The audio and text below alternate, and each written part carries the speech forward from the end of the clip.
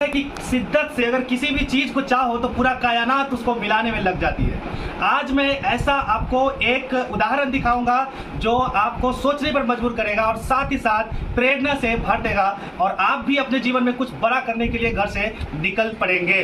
तो देखिए, आज मैं आपको मिलाने वाला हूं जिस लड़की से, उसका नाम है रुचिला। लेकिन उससे पहले मैं अपना परिचय दे दूं। मेरा नाम है एचएन सिंह और मैं हाजीपुर बिहार में एक इंग्लिश का टीचर हूं। साथ साथ मैं मोटिवेशनल सेमिनार भी देता हूं और वहां से बच्चे इंस्पिरेशन लेकर के कुछ बड़ा करते हैं। और बहुत सारे ऐसे उदाहरण हैं जहां से बच्चे निकले हैं और बहुत बड़ा बड़ा पद को हासिल किया है। उसमें से एक बहुत बड़ा उदाहरण है कि बीपीएससी क्रैक की है जो लड़की, जिसका नाम है रुचिला। मैं आज उनसे मिलवाने वाला हूं, आपको रूबरू कराने वाला हूं। तो आइए हम लोग रुचिला से बात करते हैं। बहुत बहुत आपका स्वागत है। मैं आपसे सबसे पहले आपका परिचय जानना चाहूंगा और आप कहाँ से बिलोंग करती है, आपने कैसे तैयारी किया, ये सब चीज जानना चाहूंगा। लेकिन सबसे पहले मैं आपका परिचय जानना चाहूंगा।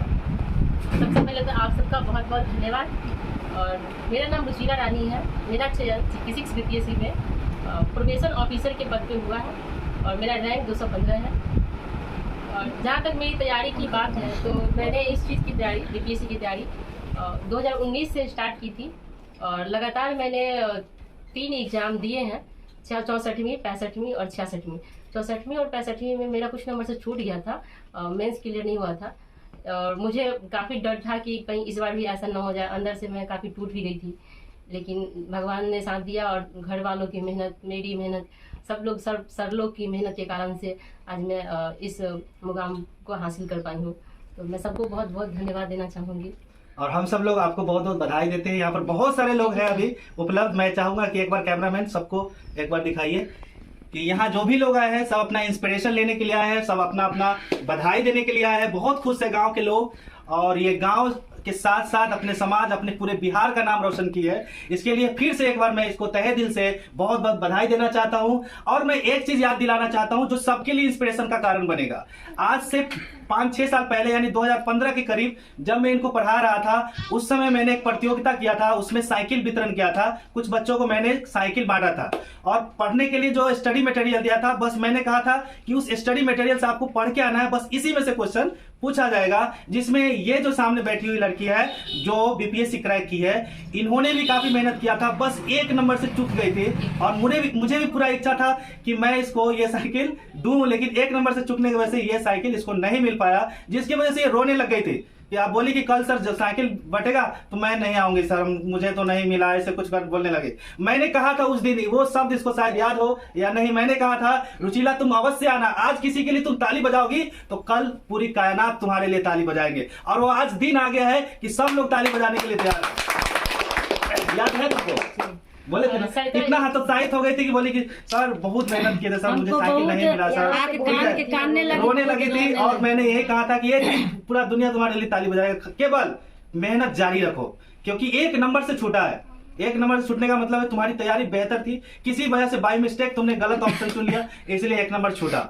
नहीं तो ये आज साइकिल यानी अवार्ड जो है तुम्हारे झोली में जाता है ये अवार्ड, ठीक है। तो आज उससे कहीं बड़ा कुछ करके ये कर दी। लेकिन जो फर्स्ट प्राइज जीता था, आज वो एक सामान्य, मतलब वो भी जॉब में ही है, वो लड़का सीआरपीएफ है, वो अभी जॉब में है, लेकिन उससे कहीं बहुत बड़ा ये इन्होंने जो पद हासिल किया, इसके लिए बहुत बहुत इनको धन्यवाद। और मैं कहना चाहता हूं कि जो युवा लोग हैं जो तैयारी कर रहे हैं, उन्हें और क्या क्या मेहनत करना चाहिए, कैसे अपना जो पढ़ने का क्राइटेरिया है वो उसको कैसे बनाना चाहिए। जी, मैं जितने भी युवा जो आज के युवा इस चीज की तैयारी में लगे हुए हैं, चाहे किसी भी चीज की तैयारी में लगे हो, किसी भी पोस्ट के लिए, सबसे पहले तो उनको अपने आप में ईमानदारी दिखानी होगी कि वो जिस चीज की तैयारी कर रहे हैं उसमें पूरी ईमानदारी, किसी और को दिखाने के लिए नहीं, आप खुद में ईमानदारी बरतिए। दूसरी चीज है कि पेशेंस। आज के दौर में एक बार एग्जाम नहीं निकलने के बाद सब पेशेंस खो देते हैं और तैयारी छोड़ देते हैं। या चाहे कितने लोग ये देखते हैं हम कि कितने लोग हैं जो वैकेंसी आती है तो सब फॉर्म भरते हैं और तो उसके बाद स्टार्ट करते हैं तैयारी। तो हमें ऐसा नहीं करना है, हमें अपने लक्ष्य को जान लेना है कि हमें क्या बनना है और उसके अकॉर्डिंग लगातार निरंतर प्रयास करते रहना है। चाहे 1 साल लगे, चाहे 2 साल लगे या 3 साल लगे, बस निरंतर तैयारी करते रहनी है। अपने कर्म पे विश्वास करना है, फल हमें अपने मेहनत के अनुसार भगवान जरूर देते हैं। बहुत बहुत धन्यवाद। मैं यही कहना चाहूँगी, ये जो बताना चाह रही थी कि लगातार काम करते जाना। जैसे मान लो आप क्रिकेट खेल रहे हो और पीछे में कोई विकेट ही नहीं है, तो फिर आपको आउट होने का डर कहाँ है? आपको इतना सारा चांसेस मिल रहे हैं। जब आप 1 साल में मैट्रिक पास कर सकते हैं, 2 साल में इंटर पास कर सकते हैं, 3 साल में ग्रेजुएशन कर सकते हैं, तो 2 साल मेहनत करके क्या आप बीपीएससी और यूपीएससी क्रैक नहीं कर सकते? ये भी कर सकते हैं अगर आपके दिमाग में टाइम का लिमिटेशन होता। बहुत सारे लोग सोचते हैं कि बहुत सारा चांसेज है, ऐसा सोच लेते हैं, इसलिए अच्छी तैयारी नहीं हो पाती है। मतलब माइंड में आपको टाइम का लिमिटेशन लेके चलना है, टारगेट लेके चलना है, समय के साथ अपना मेहनत करना है और आप समय से सफल होंगे। ये कोई इसका ज्यादा एज नहीं हुआ, 4-5 साल मेहनत की और बहुत अच्छा कर गई है। इसके लिए सभी लोग बहुत बधाई दे रहे हैं और ये बहुत बड़े बधाई के पात्र है। सर मैं एक चीज कहना चाहूंगी कि लड़कियों के लिए तो खासकर और उनकी आलोचना बहुत होती है और जल्दी शादी वगैरह कर दी जाती है, तो मैं उनको बोलना चाहूंगी कि आलोचनाओं से घबराए नहीं, कभी हार ना माने और मेहनत करते जाए। दूसरी चीज मैं आज के युवा को बोलना चाहूंगी कि वो अपना टाइम जो है बहुत सारा बर्बाद कर देते हैं, सोशल मीडिया पे बहुत ज्यादा टाइम दे देते हैं, तो उन सबसे बचिए। कुछ दिन का त्याग कीजिए, 2-3 साल 2 साल या 3 साल जो भी हो, और अच्छे से पढ़िए। एक बार लाइफ सेटल हो जाएगी तो उसके बाद आप मतलब काफी अच्छा होगा। तो मैं यही बोलना चाहूंगी कि टाइम से और पेशेंस के साथ बिल्कुल सही बात बोली है कि सोशल मीडिया पे बहुत टाइम बर्बाद हो जाता है। अगर किसी के पास मोबाइल है भी तो उसमें से जो है कम से कम व्हाट्सएप को डिलीट कर दे, आज के आज फेसबुक को भी डिलीट कर दे, ठीक है। और बहुत सारे पढ़ाई वाले, हाँ बस पढ़ाई वाला के लिए यूट्यूब रखिए, यूट्यूब को डिलीट रखिए और कंटिन्यू अपना पढ़ाई जारी रखिएगा, एक न एक दिन सफल होंगे। ठीक है, बहुत बहुत धन्यवाद। और कुछ बताना चाहते हैं अपनी ओर से? सर के साथ मेरा जो है वो काफी अच्छा मतलब ये था, रिश्ता था, क्योंकि सर जो है ना हमेशा, जैसे मैं क्लास में बैठती थी तो सबसे आगे मैं बैठती थी और मुझे अच्छा लगता था, और जब भी सर को कुछ मतलब पूछना होता तो सबसे पहले मुझे ही खड़े करते थे, तो मैं परेशान हो जाती, सर हम ही को क्यों खड़ा करते हैं। लेकिन सर को भी मेरे से सुनना कुछ भी चीज अच्छा लगता था और सर हमेशा मोटिवेट करते थे। कभी कभी उनको मुझे क्या दिखा तो उन्होंने मुझे कहा था कि रुचिला तुम कभी ना कभी तुम अपने, मुझे ऐसा लगता है कि तुम कभी ना कभी तुम अपने पापा मम्मी का नाम रोशन करोगी। और मुझे ये भी बोले थे कि तुम जिस घर जाओगी ना उस घर का नाम रोशन, उस घर को और आगे ले जाओगी। तो आज ये चीज जो है वो काफी मतलब सही हुआ और मुझे काफी खुशी है, और सर के आशीर्वाद के कारण से सब हुआ है, और माता पिता सब लोग, मेरे दोस्त लोग के सहयोग के कारण से। तो मैं सब लोगों को बहुत बहुत धन्यवाद देना चाहूंगी।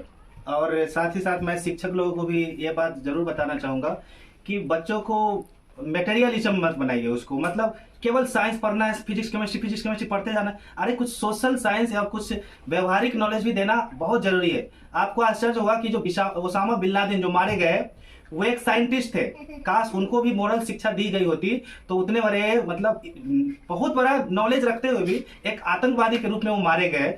काश उनको भी अगर मोरल शिक्षा सिखाया, मोरल वैल्यू दिया जाता तो आज वो भी एक बहुत बड़े ज्ञाता होते, बहुत बड़े आविष्कारक होते, कुछ करते देश दुनिया के लिए।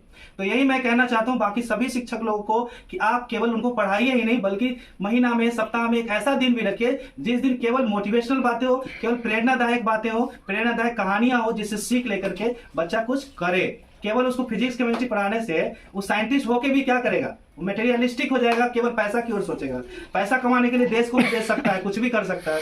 तो ये नहीं होना चाहिए, उसको व्यवहारिक ज्ञान भी सिखाइए। और मैंने ऐसा किया और साबित करके दिखाया। जब मैं बोलता था तो बच्चों को पता नहीं भूख भूल जाता था। वो बोलता था कि 2 घंटे का मोटिवेशनल क्लास होगा, यानी मोटिवेशनल सेमिनार होगा, लेकिन 4 घंटा हो जाता था। बच्चा से वो पता ही नहीं चलता था। जब 12-1 बजता था बोलता रहे देखो 1 बज गया, अभी तक हम लोग बोल ही रहे। तब सब लोग बोलता था कि अब भूख लग गया सर। मतलब ध्यान जब हटता था तब लोगों को भूख महसूस होता था। इस तरह से एकदम मुझसे जुड़ा हुआ लोग रहते थे और बहुत कुछ सीखे, और बहुत सारे स्टूडेंट्स जो है सफलता की कगार पे है और सफल भी है। और एक और चीज, सर बोलते भी थे और हम लोगों से माइक लेके स्टेज पे बुला के बुलवाते भी थे। उसका हम इसी वीडियो में एक और वीडियो दिखाएंगे जिसमें ये अपना परफॉर्मेंस दे रहे हैं। कोई नहीं कर सकता, कोई एक्स्ट्रा ऑर्डिनरी स्टूडेंट है। मैं रुचिला को बुलाता हूँ, वो आपको राष्ट्रीय गीत सुनाएंगी।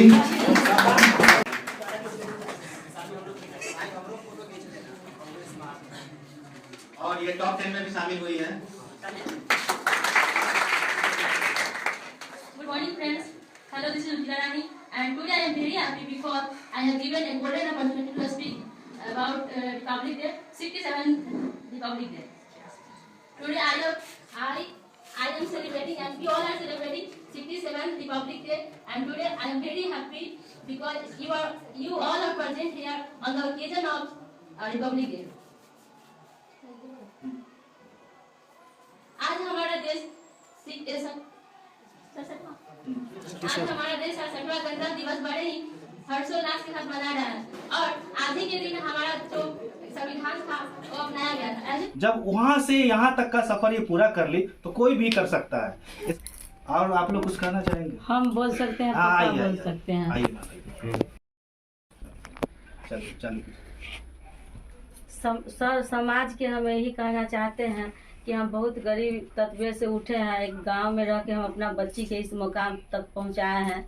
इसलिए हम समाज की यह कहना चाह रहे हैं कि अगर कोई भी माता पिता का अगर जज्बा हो आगे बढ़ाने के लिए अपने बाल बच्चा के, तो किसी भी परिश्रम करके उस बच्चा को सहयोग करे।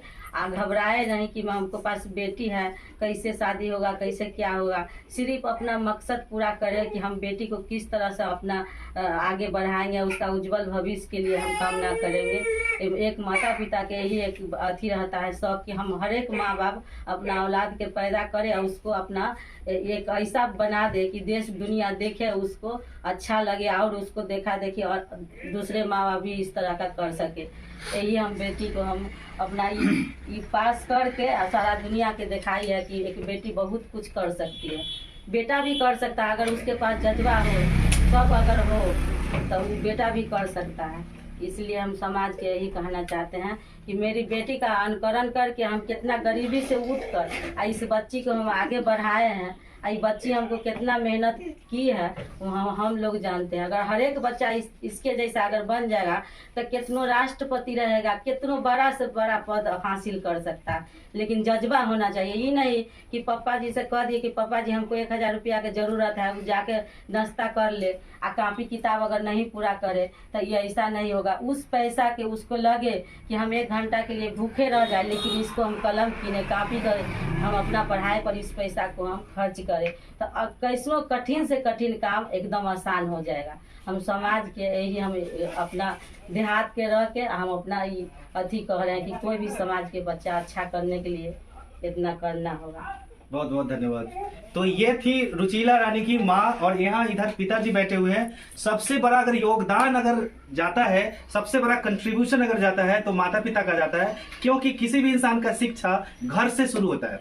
घर से ही वो शिक्षा शुरू होता है। और यूपीएससी हो चाहे बीपीएससी हो, किसी में भी अगर कोई क्वालिफाई करता है तो उसके अंदर सामाजिकता जरूर होती है, और वो सामाजिकता शिक्षक से ज्यादा माता पिता का देन होता है। और वे माता पिता जो अभी हमारे साथ हैं वे बहुत धन्य हो चुके होंगे। मुझे लगता है रात में जब नींद खुलती होगी, आंख खोलते होंगे तो उनका जो एक दुनिया है बदला हुआ प्रतीत होता होगा कि अब मेरी बेटी है, ये अब सब लोग इतना सम्मान देगा, मैडम मैडम बोलेगा, ठीक है, आसपास में बॉडीगार्ड लोग होंगे, ठीक है, और उनका रुतबा ही चेंज हो चुका रहेगा। मतलब ये गजब सी दुनिया है। और मैं चाहता हूँ कि जिसका भी बड़ा सोच है, बड़ा सपना है, वे लोग भी अपना पूरा मेहनत करें और इसी तरह से अपना रिजल्ट दे और अपने राज्य और अपने देश का नाम रोशन करें। मैं दो शब्द मैं सुनना चाहूंगा रुचिला रानी के पिताजी से। 2 शब्द बताइए सर। देखिए, सबसे पहले तो हम कहना चाहेंगे कि हमारी बेटी जो है इतनी बड़ी मुकाम को हासिल की है, इसके उपलक्ष्य में आप लोग मेरे दरवाजे पर आए स्वागत के लिए, तो हम आप लोगों के लिए कोटि कोटि प्रणाम करता हूं। और हम समाज को यही संदेश देना चाहेंगे कि हमारे जैसे माता पिता बनकर और अपने बाल बच्चों को पेट काट कर, रूखा सूखा खाकर अगर अच्छी शिक्षा प्रदान करें, उनके पीछे ईमानदारी पूर्वक समर्पित होकर काम करें, तो बच्चे भी ईमानदारी पूर्वक उनको बड़ी से बड़ी सफलता दिलवाने में कामयाब होंगे। और अगर बच्चे अगर अच्छे करेंगे तो ये जो समाज में गरीबी है, जो सामाजिक जो बुराइयां हैं, वो अपने आप खत्म हो जाएंगी। अच्छी शिक्षा मतलब अच्छा संस्कार, और जब बच्चों में अच्छा संस्कार आएगा तो बच्चे अपने आप आगे बढ़ेंगे, है ना। इसलिए हम यही संदेश देना चाहेंगे सभी लोगों को, सभी समाज के लोगों को, कि आप अपने बच्चों को अच्छा से परवरिश करें और जो भी संसाधन उपलब्ध हो उस संसाधन में, नहीं तो फिर अपने कुछ आस पड़ोस के सहयोग लें। बच्चे अच्छा करेंगे तो आपका नाम रोशन होगा, आपकी गरीबी दूर होगा, आपका जो भी समस्या, हाँ, बेटी को पढ़ाई करने में कुछ सामाजिक आर्थिक बाधाएं आती हैं, कुछ बैड एलिमेंट कुछ तंग तबाह करते हैं, लेकिन उसकी कान अनसुनी करके हमको आगे की तरफ अपने लक्ष्य की ओर ध्यान लगाना है। और अगर लक्ष्य की तरफ ध्यान लगाना है अर्जुन की तरह, तो मेरी बेटी रुचिला रानी जो उस मुकाम पर पहुंची है, बस उसी मुकाम पर सभी लोग पहुंचेंगे और अपने देश का नाम देश दुनिया में तरक्की करेगा। हम लोग अमेरिका जैसे, रूस जैसे विकसित देश बनेंगे। अब मैं लास्ट में एक दो शब्द बोल के मैं अपनी वाणी को विराम दूंगा कि क्लास में जब हम पढ़ाते थे उस समय एक नहीं कई बार ऑफर दिया गया मुझे कि सर मुझसे बात कीजिए, अगर आपको कमाना है ना तो मेरे साथ काम कीजिए। मैंने पूछा क्या काम करने से पैसा आएगा? उन्होंने कहा कि कुछ स्टूडेंट्स ठीक कीजिए ना साइड से, जैसे हम नौकरी दिलाने का काम करते हैं तो 4 लाख रुपया लेंगे, 1 लाख आप रख लीजिएगा, 3 लाख हम खर्च कर देंगे। मैंने उसको उसी समय उस आदमी को मैंने अपने ऑफिस से भगाया, क्योंकि किसी गरीब की बेटी या बच्चा मेहनत करके पढ़ता है और छीन लेता है उसका सीट कोई पैसा वाला, ऐसा नहीं होना चाहिए। आज मैं रुचिला को भावुक हो गया, मैं ये कहना चाहता हूं कि रुचिला अगर कोई ऑफिसर बन रहे हो तो थोड़ा सा ईमानदारी बरतना बहुत जरूरी है। किसी गरीब का हक नहीं मतलब जाना चाहिए, गरीब को न्याय मिलना चाहिए। आज पता चलता है कि बहुत सारे स्कूलों में, सबकी बात तो नहीं कर रहा हूँ, वो अंडा, वो चावल, वो खिचड़ी बच्चों के लिए आता है, वो मास्टर साहब खा जाते हैं और 15 अगस्त 26 जनवरी के अवसर पर डोरी खींचते हुए बोलते हैं औरों की मुंह की रोटी ना खाना है, फोटो खिंचाने के लिए, अब वीडियो बनाने के लिए ऐसी बात बोलते हैं, औरों की मुंह की रोटी, बच्चा बोलता है नहीं खाना, और उस सर जी खुद ही बच्चा का अंडा खा जाते हैं, बच्चा का रोटी चावल जो भी आता है सर जी उसमें से खा जाते हैं। ठीक है, तो ऐसा अन्याय नहीं होना चाहिए। जो हक गरीबों का है उसको दिलाने में हमें मदद करना चाहिए, और मैं आशीर्वाद देता हूँ इसको कि ये करेगी, ऐसा नाम रोशन करेगी एक सच्चा ईमानदार ऑफिसर बन के। धन्यवाद। तो मैं इसी के साथ वीडियो बहुत बड़ी हो जाएगी दोस्तों, इस वीडियो को जितना हो सके ज्यादा से ज्यादा शेयर करें ताकि उन सभी बच्चों तक, उन सभी स्टूडेंट तक ये बात फैले और वे लोग भी मेहनत करके एक नई मुकाम हासिल करें। इधर उधर जो भी कर रहे हैं, समय बर्बाद कर रहे हैं, वो समय बर्बादी छोड़ के अपना मेहनत करें और मेहनत के दम पे वो अपना आगे बढ़े और देश दुनिया का नाम रोशन करें। धन्यवाद।